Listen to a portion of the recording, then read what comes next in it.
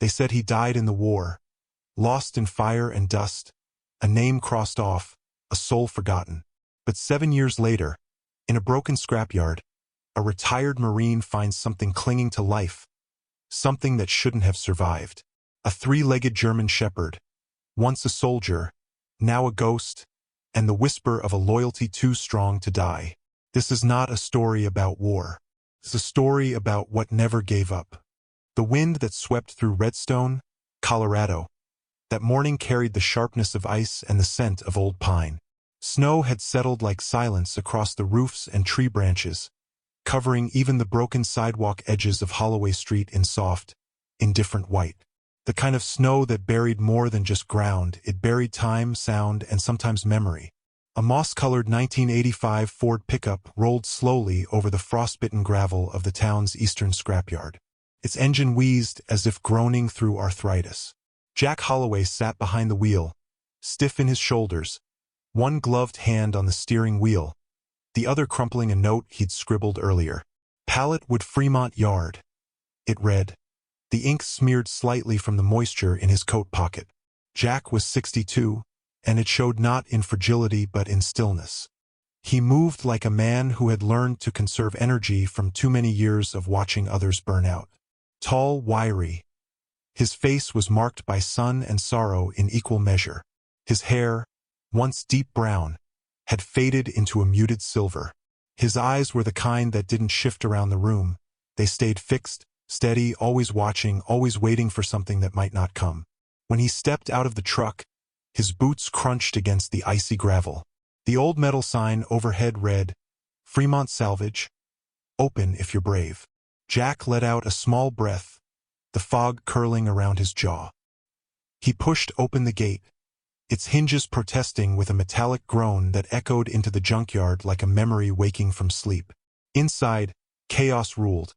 Rusted frames of broken dishwashers, tangled bicycle spokes, and stacks of decaying wood leaned against oil-stained crates.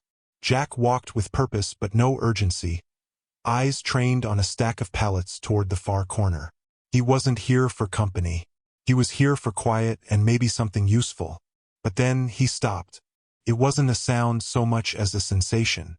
The silence had shifted subtly. He turned his head. Something was watching him. He stepped cautiously toward a collapsed pile of tin siding and car bumpers. First, he thought it was a shadow. Then he saw it.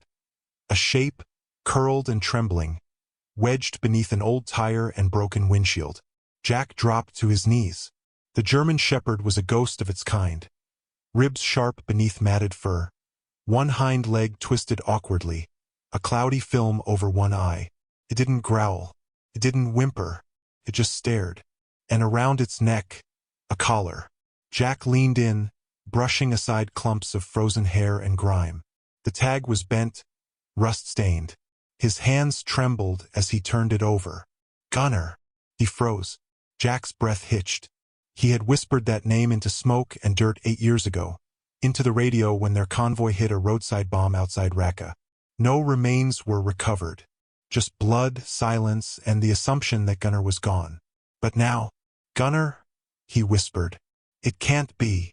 And yet, in that instant, the dog blinked slowly. Not a response. Not a greeting. But a recognition so deep it made Jack's throat tighten. Across the street, behind a sagging picket fence, a young girl with a spiral notebook sat cross-legged on the porch steps of a mustard-colored bungalow. Mila Barnes, age 12 and tall for her age, wore mismatched gloves and a red beanie 2 sizes too large. Her curly auburn hair poked out in frizzy strands. She'd been watching the scrapyard for the past hour, chewing the end of her pencil. "What's the old guy doing in there again?" she murmured, scribbling down a line in her notebook. Observation number 8. The quiet man across the street visits garbage like it's sacred. Why? Mila lived with her grandfather Frank, a retired police sergeant who hadn't left the house since his stroke 2 years ago. She'd taken to writing down things to make sense of the world, people, animals, trees, sounds. It helped her mind feel less like it was rattling in a can. She leaned forward. Then she saw the dog. "Oh my God!" she whispered, sitting up straight. The figure slumped beside the man wasn't just some mutt. It was barely alive. She could see that from across the street. She quickly flipped to a new page. Observation number 9. A half-dead dog in the junkyard. And he looks like he's about to cry. But not from pain, from remembering. Jack didn't know how long he sat there, one hand resting lightly on Gunner's side.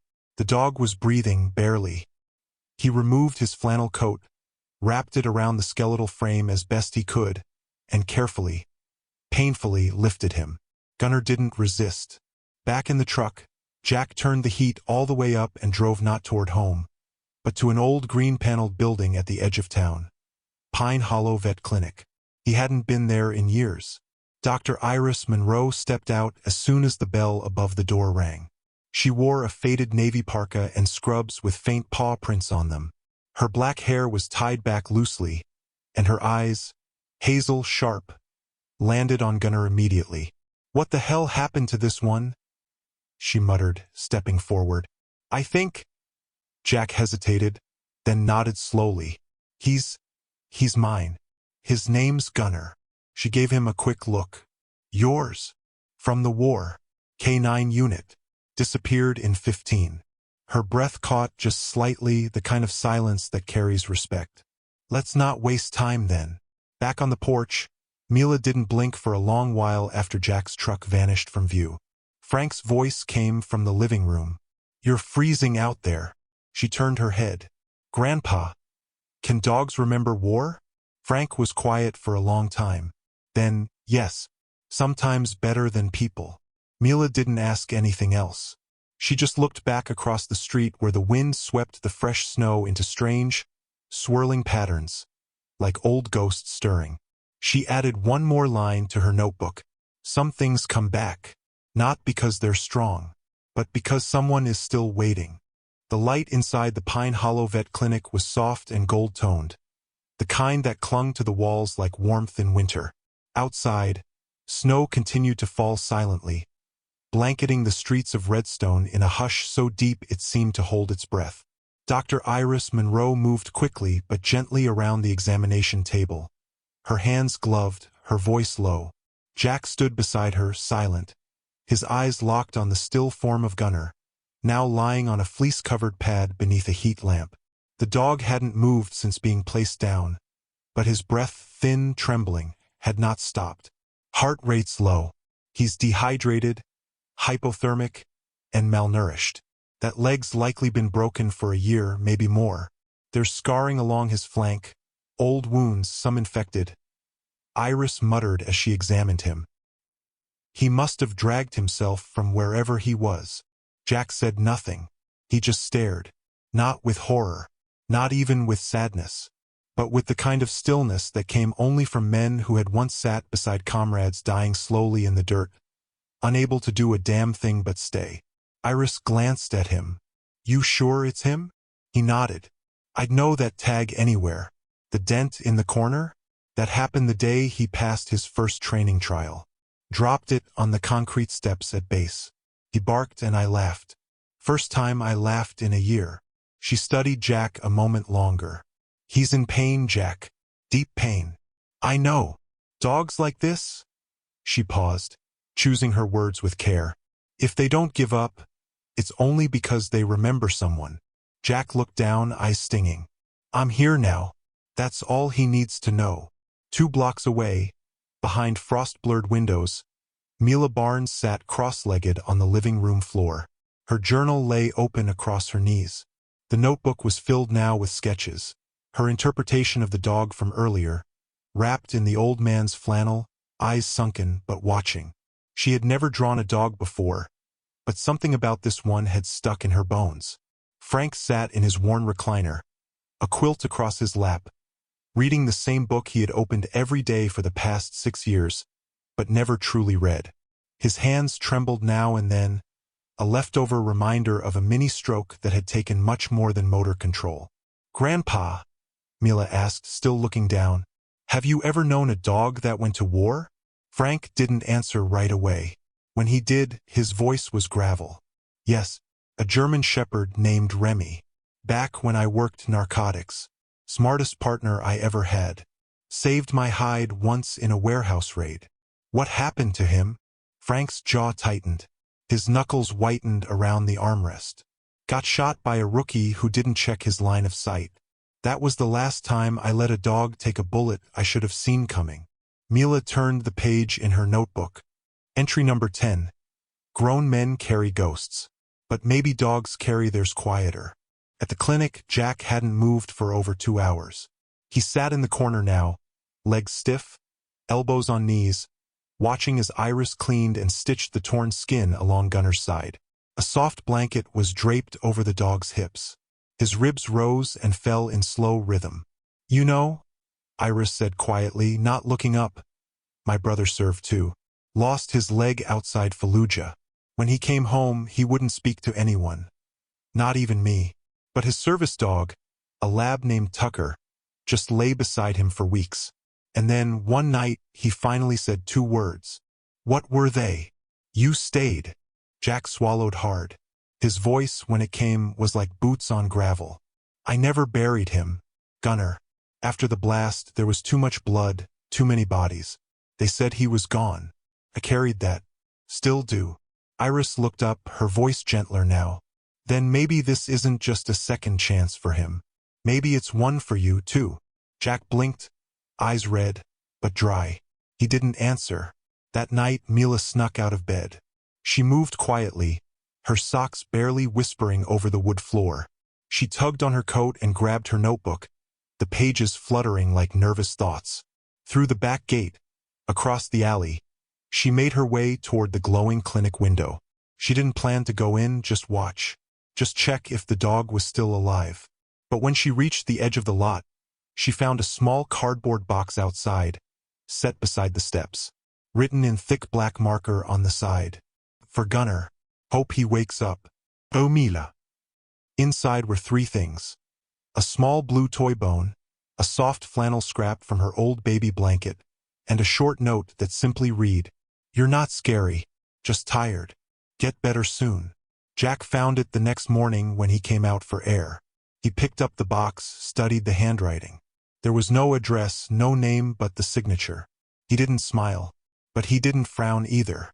He just stood in the snow, closed his eyes for a long second, then took the box inside.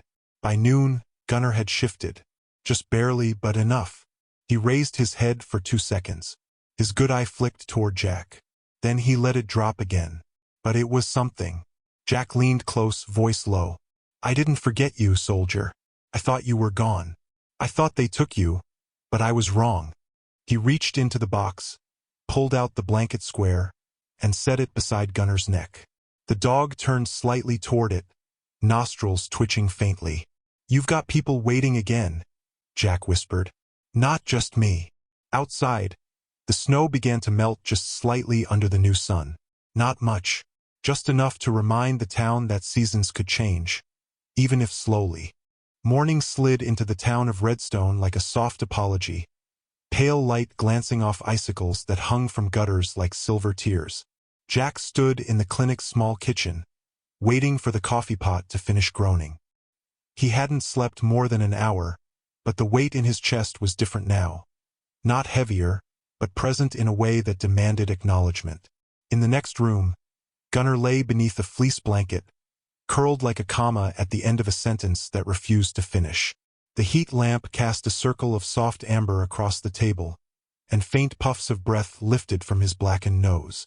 Every few minutes, one ear twitched, just enough to say, "Not gone yet." Jack returned with the mug and sat beside him, his fingers wrapping the ceramic like it might steady his pulse. "I used to talk to you like this, remember?" he murmured.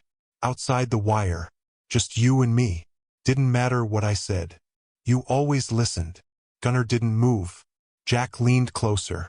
"You sniffed out a whole cache of IEDs on Route Ghazi. You saved me and Simmons that night. You always had that sixth sense, like you were born for it." He paused, staring at the trembling side of the dog's body. "And then I lost you, and I thought maybe it was better that way, because I didn't have to explain why you were gone." His voice cracked. "But now, you're back, and I don't know how to carry that either." Gunner stirred. Slowly, his head lifted again, and this time his eyes met Jack's. One golden, one cloudy. Jack didn't blink. The dog's nostrils flared faintly, and his paw, so thin it seemed etched from bone, shifted forward an inch. It wasn't a gesture of affection. Not yet. But it was a decision. To try. Across town, Mila walked through snow that reached her boots, her backpack sagging from one shoulder. The school bus wasn't due for 10 more minutes, but she needed to move. She passed Jack's house, still dark, and paused at the edge of the fence. She could barely see the porch from there, but something in her heart told her she was being watched. She pulled out her notebook and wrote a single sentence. Entry number 11. Maybe dogs don't forget us. Maybe we're the ones who stop listening. She tucked it away just as her grandfather opened the screen door behind her. "You're up early," Frank said. He wore a thick wool coat over a faded Denver PD hoodie. His face was tired but softer than usual. "You going to the clinic again?" Mila didn't answer directly. "I left him something yesterday." Frank raised an eyebrow. "The dog?" She nodded.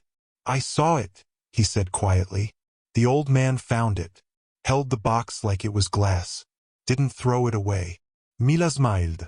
"He needs someone. They both do." Frank rubbed the back of his neck. "You sure it's a good idea? Getting close to something that might not stay?" Mila looked up at him with eyes too old for her face. "Is anything really meant to stay, Grandpa?" Frank didn't reply. That afternoon, Jack brought Gunnar home. Iris had cleared him for in-home care, with strict instructions: warm bedding, for fluids, antibiotics, and monitored feeding. Jack had cleaned the corner of his living room, laid out a thick mat, and placed 2 bowls, one with water, the other with homemade broth, beside it.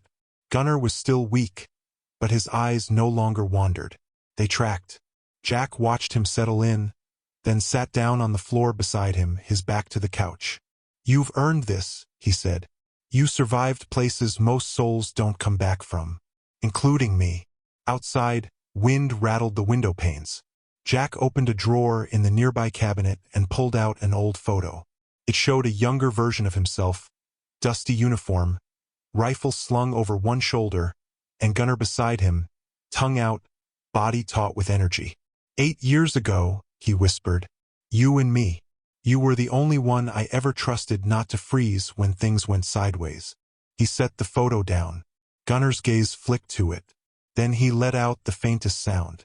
Not a growl, not a whimper, just a breath, weighted with memory. The next day, Mila knocked on Jack's front door.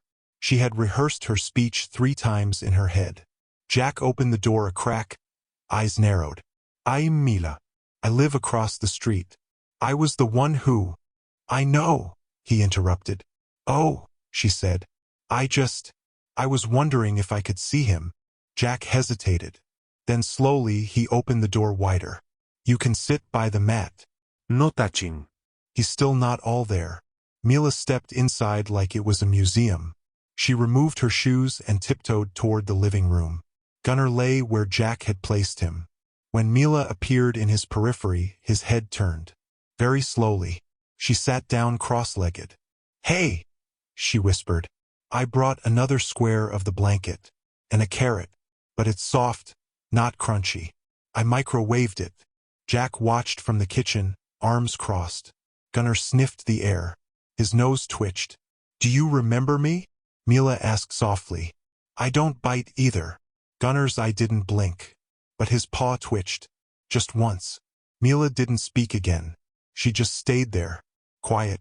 After 20 minutes, Jack handed her a mug of hot cocoa and nodded toward the couch. "You didn't have to do this," he said. "I know," she said. "But he didn't have to survive either. And yet he did." Jack sat down beside her, eyes never leaving Gunnar.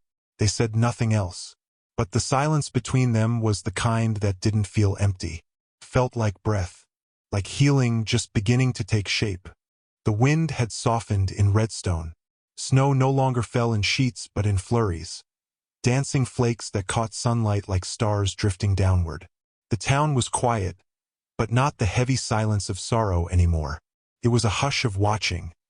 Like the world waiting to see if something once lost might be found again. Inside Jack's living room, Gunnar lifted his head fully for the first time since returning. His body was still gaunt, wrapped in blanket folds like a child freshly rescued from storm, but his eyes, one golden, the other cloudy, tracked with focus now. They followed movement. They waited for sound. Jack sat across from him, trimming dry bits of boiled chicken into small pieces. His hands moved with the gentleness of someone crafting offerings for an altar. "You remember this, don't you?" Jack muttered, placing a sliver on a saucer. "Chicken on debrief nights. You'd steal half of it before I even finished my report." He pushed the plate forward across the mat. Gunnar stared, and then he moved, just his head, just enough to stretch forward and touch the meat with his nose. A long pause, then a careful lick. Jack closed his eyes. It wasn't a feast. It wasn't strength. But it was survival choosing to continue. And that choice mattered. Across the street, Mila was drawing again. Her notebook now had a new page titled, Entry Number 14, Gunnar's First Bite. She had drawn him small, curled into the corner of Jack's living room like a question mark. But beside him, she had drawn Jack's hand with a piece of chicken and a line of connection between the two. Not a leash, but a thread made of memory. "Looks like he's turning a corner," Frank's voice said from the doorway. Mila turned quickly. "You're watching." Out the kitchen window. The old man never closes his curtains. Mila smirked. "He doesn't seem like someone who likes being watched." "Most soldiers don't," Frank replied. "Not after what they've seen." Mila folded her arms. "You've seen stuff too." Frank didn't answer right away. Not the same kind, but enough to know what it does. He walked slowly into the room, using his cane with more steadiness than usual. "That dog. He's more than just wounded. He's remembering. And that's the hardest part of healing." Mila nodded slowly. "I think Jack's remembering too. Maybe that's why it hurts more." Frank's eyes grew distant. "Or maybe that's why it'll heal." That afternoon, Mila knocked again. Jack opened the door slower this time, no longer guarded but not yet inviting. He stepped aside without a word. Gunnar lay on the mat, eyes half-lidded. The light from the window caught his fur, casting it in tones of ash and gold. Mila sat down beside him like one sits beside a sleeping campfire, careful not to disturb, but close enough to feel its warmth. She pulled a folded paper from her coat. "I drew this. You don't have to keep it. But I thought maybe Gunnar would like it." Jack took it with a nod and unfolded it. Her sketch was clumsy in parts, but the emotion was perfect. Gunnar's head, slightly bowed, resting on what looked like a soldier's boot. Behind them, a fading battlefield, and ahead, a garden blooming with stars. "You drew that from memory?" Jack asked. Mila nodded. "From his." Jack blinked, startled. "What do you mean?" "He looks like he's seen everything and still wants to see more." Jack set the drawing gently beside Gunnar. The dog didn't move, but Mila swore his breathing shifted, deeper, steadier. Later that evening, Jack did something he hadn't done in years. He opened the basement door. The space below was dusty, the air thick with the scent of old paper, wood, and oil. It had once been his workshop, part-time carpentry, part-time memory vault. He flicked on a single hanging bulb and stood still. Against the far wall was a narrow wooden chest. Inside it, he found Gunnar's old vest, folded tight, patches still clinging to faded Velcro. K9 Unit U.S. Army. Beneath it, a photograph he hadn't seen in years. Their unit, crouched in front of an armored vehicle, helmets off, sun glaring. Gunnar sat in the front, ears sharp, mouth open in what almost looked like a smile. Jack exhaled shakily. And then he sat down on the cold concrete floor, legs crossed like Mila, vest in his lap. "I shouldn't have buried you with the rest," he whispered. "I should have kept searching." No one answered. But when he returned upstairs, Gunnar was watching the door, eyes clearer than before. That night, Jack left the door ajar.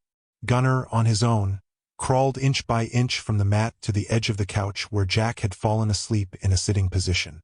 The dog didn't whine or cry. He simply leaned forward and laid his head on Jack's boot. A gesture from the battlefield. A signal without sound. You still lead. And I still follow. Meanwhile, in the dim blue light of Frank's study, the man sat holding a dusty photo album in his lap. Mila had gone to bed, and the silence in the house felt less like absence now and more like presence waiting to be acknowledged. He flipped through the pages until he reached the picture. Himself, younger, arms crossed beside a thick-necked German shepherd with alert eyes and a shiny black coat. Remington, K9 Narcotics Division. Read the note below. Frank rested a trembling finger on the image. Maybe it's not too late, he murmured, to let her see that not everything good dies with duty. Morning came with the hush of a promise. Outside Jack's window, frost painted lace patterns across the glass, and the trees stood cloaked in crystal armor. But inside the small house, warmth had returned, subtle, steady, like a breath held long enough now being released. Jack sat in the armchair, boots unlaced, watching Gunnar rest on the mat. The old German shepherd's chest rose and fell in slow rhythm, his breath no longer shallow. The infection had subsided, the fever broken. And today Jack would try something different. You ready for a little movement? He asked softly, standing up and walking to the far closet. Inside was a box he hadn't touched in 7 years. Beneath a tangle of old gear, he pulled out the thing he'd spent the last 3 nights repairing by hand. A basic mobility sling. He knelt down beside Gunnar, who stirred slightly, eyes lifting. This isn't for combat, old boy? Jack whispered, threading the straps gently around Gunnar's chest and midsection. Just to get you up. Just to see the sky again. At first, Gunnar resisted, not with panic, but with heaviness. His limbs trembled, his paws splayed out awkwardly. But Jack didn't force it. He simply waited, one hand firm beneath the harness. Then, slowly, impossibly, Gunnar rose. Not fully. Just enough for his chest to lift clear off the floor. The sling bore most of his weight. His hind legs dragged slightly. But he was standing. For the first time in 7 years, Gunnar stood beside the man he once followed into smoke and sand. Jack didn't cheer. He didn't cry. He only whispered, "Good job, soldier." Across the street, Mila saw them. Through the frosted living room window, she watched Jack walk slowly, backward, guiding Gunnar along the edge of the porch. Each step looked like it cost a memory. But neither gave up. She dropped her pencil. "Grandpa," she called. Frank stepped out of his study, holding a mug of tea. "What is it?" She pointed. "They're walking." Frank moved to the window, stood beside her, silent. His jaw tightened, but his voice, when it came, was quiet. "It's like watching someone come back from the dead." Mila blinked. "Can I go help?" Frank didn't answer immediately. Then, with a deep sigh, he said, "Wait, not yet. Let them finish this one alone." Later that afternoon, Jack was brushing snow off the porch steps when he heard a slow shuffling behind him. He turned to see Frank approaching from across the street, cane tapping against the pavement. The old man looked thinner than Jack remembered. A little grayer, but his eyes were still sharp. "Mind if I say something?" Frank asked, voice low. Jack gestured toward the porch bench. "Go ahead." Frank sat with a grunt, rested both hands on his cane. "I saw what you did. With the sling. With the dog." Jack nodded. "His name's Gunnar." "I figured." Silence fell, stretched between them like barbed wire over old ground. "I had one too," Frank finally said. "Remy. K9 Narcotics. Saved my life in an alley in Denver when I was too green to know left from right. Took a bullet for me. I held him while he died." Jack's face didn't change, but his fingers clenched slightly. "Gunnar disappeared in Kandahar. Explosion threw us both. They found blood and shrapnel. Figured he was gone. I never saw him again. Until 2 weeks ago." Frank nodded slowly. "And now you're both ghosts in the same town." Jack allowed himself a thin, rueful smile. "That's about right." Frank looked out toward the snow-lined street. "But he stood today." "He did. That's not nothing." Jack looked down. "No, it's not." There was a pause. Then Frank said quietly, You think he still remembers the worst of it? Jack nodded. I think he remembers everything. But he still got up. Frank glanced over. Then maybe we can too. That evening, Mila arrived with a strange box wrapped in fabric. It's for Gunnar, she said brightly, setting it on the floor. Inside was a set of paper flags she had painted by hand, each with one word: strong, brave, still here, loved. She strung them on a thin line of yarn and taped them across the window above Gunnar's mat. Gunnar lifted his head slightly at the movement. When Mila crouched beside him, he sniffed her hand. And then he licked it, just once. Mila froze, then beamed. He said hi. Jack watched from the kitchen. He doesn't say hi to everyone. Mila turned to him. Maybe he knows I've been broken too. Jack tilted his head. Are you? She shrugged. Not all the time, but sometimes I fall apart when no one's looking. Jack looked back at Gunnar, who had now closed his eyes peacefully. Then you and him have that in common. That night, Jack wrote in a notebook he hadn't opened since 2015. Gunnar stood today. Mila smiled for the first time in a while. Frank talked about the past. Maybe we're not healing in a straight line, but we're moving. That's enough.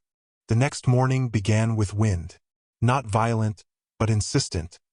Rattling the porch swing, tugging at the bare trees, reminding Redstone that spring was still far off. Inside Jack's living room, however, the wind could not reach. Only light did, pale shafts stretching through the frost-rimmed windows and resting gently on Gunnar's coat.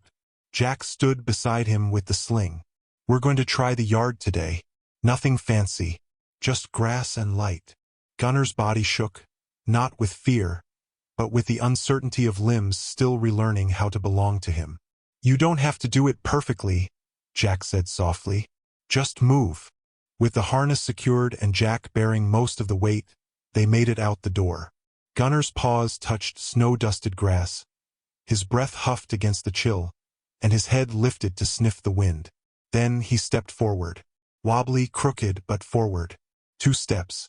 Then 3. Jack nearly laughed. But instead, he whispered what he once had in a different place. Long ago, under burning desert suns. Attaboy, Gunnar. That's my partner. Frank watched from his kitchen. He held a cup of coffee, the steam barely noticed. His old uniform, pressed but faded, hung on the back of the chair. The house had not seen that fabric in years, but today felt like a day for return. He turned to Mila, who was spooning cereal beside the window. I'm going out, he said. She turned, spoon frozen mid-air. Where? Frank hesitated. Remy's old grave. At the station. Mila blinked. You haven't gone in since. He nodded. 13 years. I wasn't ready. Still not. But watching Jack and Gunnar made me feel like maybe it's time. Mila stood. Can I come? Frank's eyes softened. I'd like that. The grave was marked only by a flat stone behind the now-closed narcotics training shed. The yard around it had grown wild with neglect.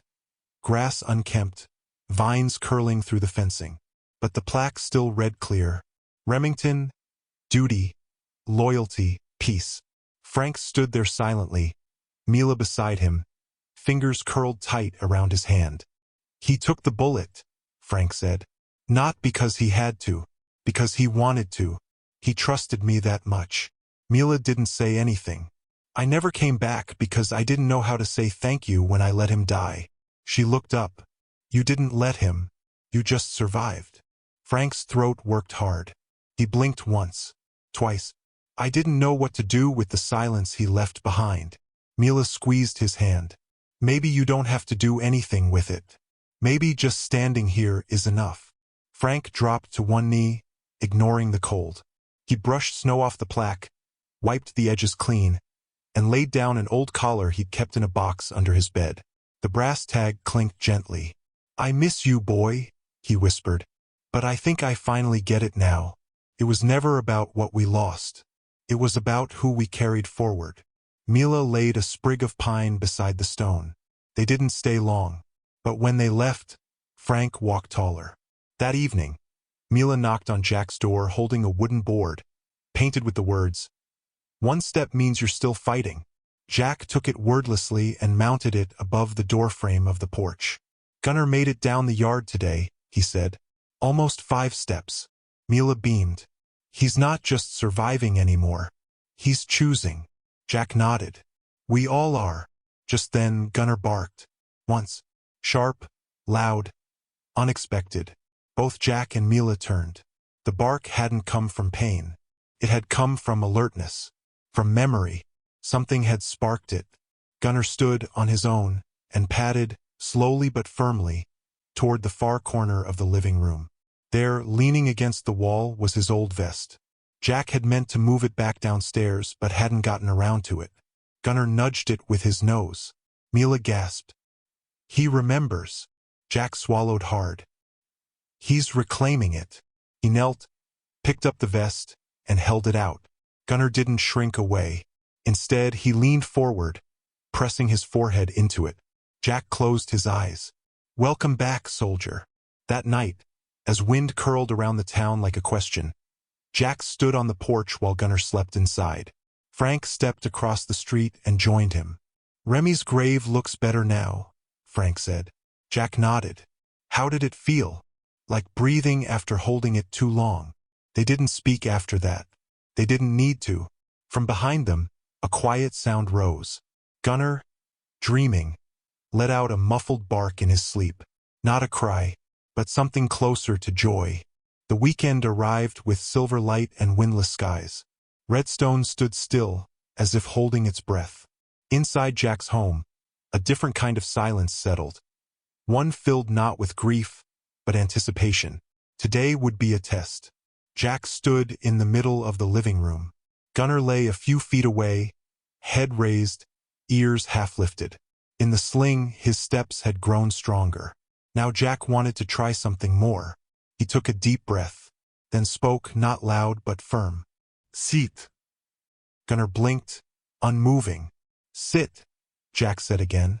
This time not as a command, but a memory. There was a pause. And then, slowly, one paw shifted. Then another. And with a grunt of effort, Gunnar's body tilted slightly, legs folding, chest lowering until he was in a half-sitting position. Awkward, shaky, but real. Jack didn't say a word. He stepped forward, knelt down, and placed his hand gently on Gunnar's neck. "Still got it," he whispered. "Still in there." Gunnar let out a soft, almost amused huff. That afternoon, Mila stood in front of the community center bulletin board. Pinned on it were flyers for potlucks, Bible study groups, and snow shoveling services. But in the middle, she posted something different. Story time at the library. The dog who came back, a true story about war, love, and loyalty. She had spoken with the town librarian, who agreed to host a small reading next week. Mila would read her journal entries aloud, her sketches of Gunnar, her notes about Jack and Frank, and the quiet moments she'd witnessed no one else had. Frank, standing beside her, looked both amused and cautious. "You sure people want to hear about a dog and 2 old men?" Mila grinned. "I'm sure people want to hear about hope." Frank tapped his cane against the floor. "Fair enough. Just don't make me read anything." "You already read it," Mila said, handing him a printed copy. "You just didn't know it." Meanwhile, across the street, a soft knock came at Jack's door. He opened it to find a boy thin, maybe 10, wearing a hand-me-down hoodie with a toy army patch stitched on the sleeve. His cheeks were red from cold, and his eyes held a mix of curiosity and something deeper, longing. "Are you the man with the war dog?" the boy asked. Jack raised an eyebrow. "Who's asking?" "My name's Ethan. I live 2 houses down. I heard from Miss Carmen that there's a real soldier dog here. I brought something." From behind his back, he pulled out an old tennis ball. "I don't want to throw it," Ethan said quickly. "Just, maybe he could see it." Jack hesitated, then stepped aside. "Come in." Gunnar lay near the fireplace, curled on a thick mat. His eyes followed Ethan silently. The boy crouched a few feet away, placed the ball gently on the floor, then backed up. "You can look. Or not." "I don't mind," he said. Gunnar didn't move, but his ears twitched, and then he reached out his nose, nudging the ball. Not chasing, not play, recognition. Ethan's face lit up. "He knows it." Jack watched, stunned. The last time Gunnar had responded to a ball, they were in a minefield. "Yeah," Jack said softly. "He knows it." Later that night, Jack sat on the porch with Frank and Mila. The stars were out. The town was quiet, and Gunnar, from inside, gave a short bark at the sight of his own vest resting on the chair. "Think he's dreaming again?" Mila asked. "I think he's remembering," Jack said, "and choosing which memories to keep." Frank sipped from a mug of coffee. "That's the hard part." Mila looked between them. "You think people will believe us? About everything? That he survived war, abandonment, and still has the strength to trust again?" Jack looked up at the stars. "They don't have to believe it. They just have to see him walk." Sunday morning arrived crisp and bright. The kind of winter day that didn't bite. It kissed your cheek with cold but didn't linger long. In Redstone, the snow sparkled like powdered light. But inside the home on Willow Lane, something even brighter was about to happen. Jack sat on the living room floor, vest in hand. Gunnar was standing, not in a sling, not propped up, just standing, shakily but proudly. "All right," Jack said, heart racing. "Let's take 3 steps. No more." Gunnar blinked, tilted his head, then lifted a paw. 1 step, another, then one more. He stopped, tongue lolling slightly, tail twitching. Jack exhaled, the air breaking with something between a laugh and a sob. "You magnificent old fool," he whispered. "You really came back." Across town, the library smelled of old pages, heating vents, and cinnamon muffins someone had snuck in. The reading room had 30 chairs. 31 were filled. Mila stood at the front, holding her sketchbook, hands trembling only slightly. Frank stood near the back, arms crossed, eyes soft. Jack had refused to sit. He stood just beside the doorway, Gunnar at his feet, tail tucked but ears up. Mila began. "This is the story of a dog who survived a war, a scrapyard, and 7 years of silence, and the people who healed with him." She turned the page. Each sketch told a chapter. Gunnar on the mat, Jack in the dark, Frank at the grave. The room was silent. Even children sat wide-eyed, no whispering. Then came the picture of Gunnar touching his vest. Someone sniffled, and then came the last sketch. Gunnar standing 3 steps forward, no sling. Mila looked up. "This story isn't about war. It's about what comes after. It's about loyalty that waits, even in the dark. It's about not giving up on what still breathes." Jack stepped forward. He didn't say anything. He didn't need to. Gunnar took 1 slow step into the reading room. The crowd gasped softly. Then a boy near the front whispered, "He's walking." Gunnar's ears perked. He walked 3 more steps, and the room, without planning, without order, stood. A silent ovation. Later that evening, as the town glowed in lamplight and soft snow drifted like lullabies across rooftops, Jack found a letter on his porch. It was in a worn envelope, addressed to the man with the dog who waited. Inside was a short, typed note. "I saw your story through the library livestream. My name is Captain Elena Brooks. I served with K9 Recovery Command East. I believe I may have been part of the team that marked your dog as Kia. I never forgot his face. If you're willing, I would like to visit. I think it's time some records were rewritten." Jack stared at the paper, then handed it to Mila, and then to Frank. "She wants to come here?" Frank asked. Jack nodded. "She wants to say it wasn't over." Mila looked at Gunnar. "Neither is he." That night, for the first time in months, Jack left the porch light on. Not for safety, for welcome. Inside, Gunnar lay near the fire, his tail tapping quietly. Frank sipped hot cider with Mila, who was still beaming from the library applause. And Jack, with a voice barely above the crackling logs, said, "We might not be done yet. 1 more chapter." The morning she arrived, the snow was melting. Redstone shimmered under soft gray clouds. the kind that brought reflection, not storms. Jack had been up since dawn. His porch was swept, the kettle boiled twice, and Gunnar, bathed, brushed, wearing his vest, rested near the front door. Mila placed a small American flag in a vase beside Gunnar's mat. He looks ready. Jack stared at the gate. He's been ready. It's the world that's catching up. The car that pulled in was nondescript, gray, dusty. But the woman who stepped out carried presence like an invisible coat. Captain Elena Brooks, mid-40s, silver-streaked braid tucked under a plain olive cap. Her eyes were the kind that had stared through sandstorms and sleepless nights. She stood on the porch and removed her gloves. "I don't expect forgiveness," she said. Jack opened the door. "Good. We're not here for that. We're here for truth." Inside, Gunnar looked up. Elena knelt. Slowly, deliberately. "Hello, soldier." Gunnar didn't move. Then, with impossible grace, he lowered his head into her palm. Elena's breath caught. "I marked him dead. 2015. I signed the report. You don't forget those signatures." Jack pulled out a file. Worn, yellowed. Declared Kia. He opened to the page with Gunnar's photo, blurred, clipped from a body cam. "That's him," Elena whispered. "I remember. We found blood. Shrapnel. No body." Frank, sitting nearby, said, "Because no one went far enough." Elena's voice cracked. "Because no one believed enough."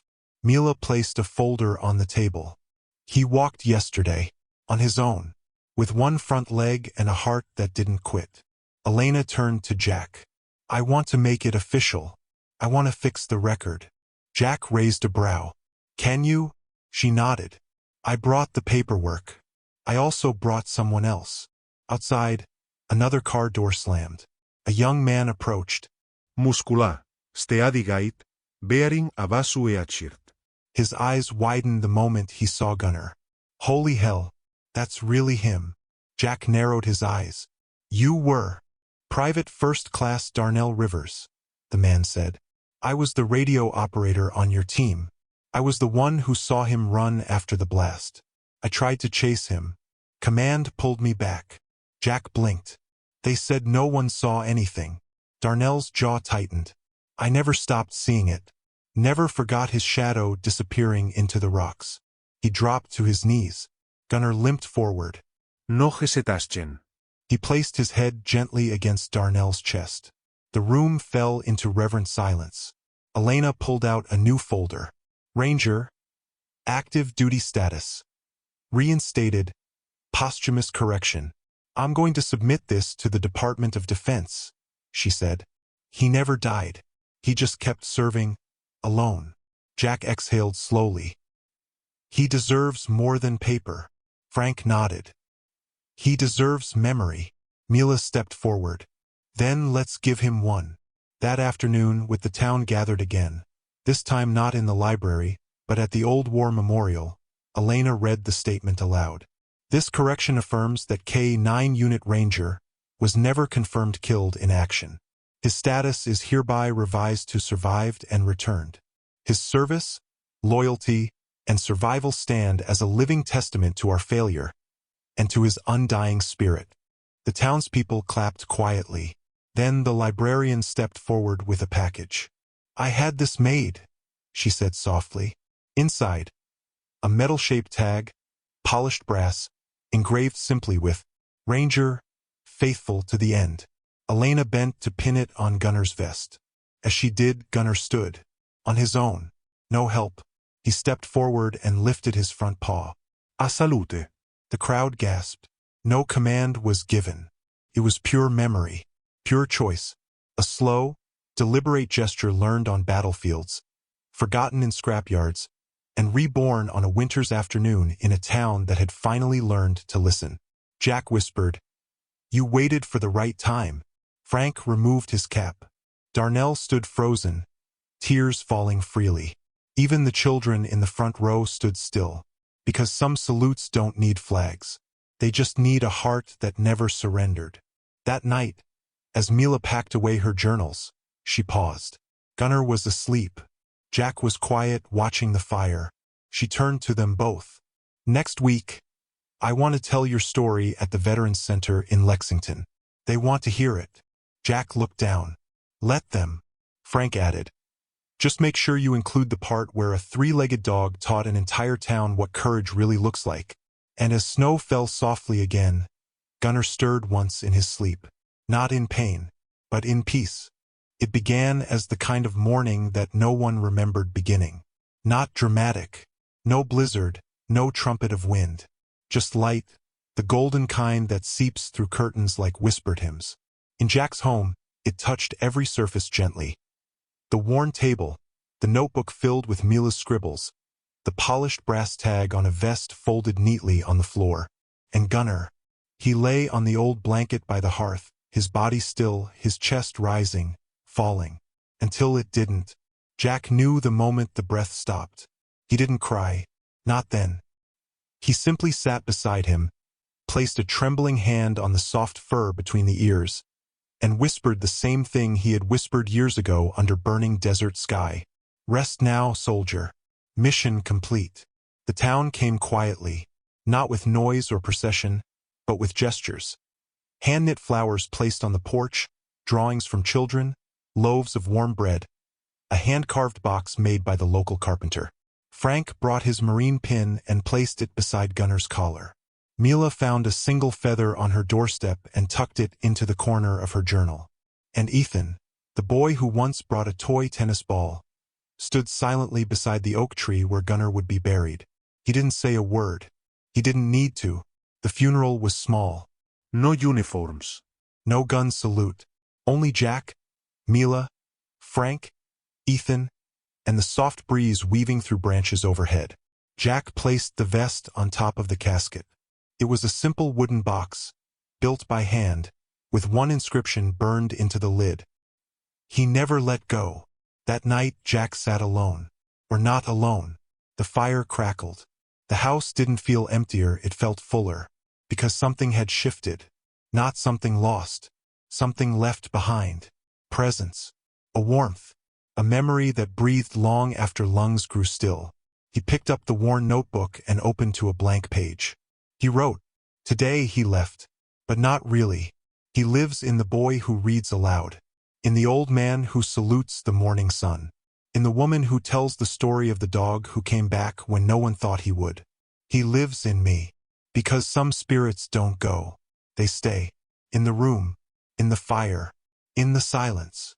He closed the notebook and whispered, "Good night, partner." 1 year later, the Ranger Act passed. Veteran dogs across the nation were granted lifelong medical care, retirement housing, and public recognition. At its signing, a photo was displayed behind the senators. A gray-haired man in flannel, a three-legged German shepherd by his side, standing beneath a red oak. People didn't ask for words. They just looked and understood. Back in Redstone, a new bench was built beside the old oak. On it was a metal plate that read, "Ranger Soldier, Survivor, Storyteller." Each spring, wildflowers bloom around it. Children play nearby. Veterans sometimes sit quietly. And Jack? He still lives in the same house. Still leaves the porch light on. Still sets out a small bowl of water on warm days. Ethan now visits once a week. Reads new chapters from stories he's begun to write. And sometimes, when wind rustles the grass just right, Jack looks up from his chair and swears he hears paws padding softly across the floor. Some wounds don't bleed. They breathe. In silence, in waiting, in the eyes of a creature who remembers everything but still chooses to forgive. Gunnar taught us that healing isn't always loud. Sometimes it's the sound of paws returning to the floor, of a tail flicking once, of a friend not asking for words, just presence. In a world quick to discard the broken, this old dog reminded us. Not all heroes wear medals. Some wear scars, and still stand. If you believe in second chances, in unseen battles, and in love that waits across years, then share this story. And if you've ever loved and been loved in return, comment below, Amen.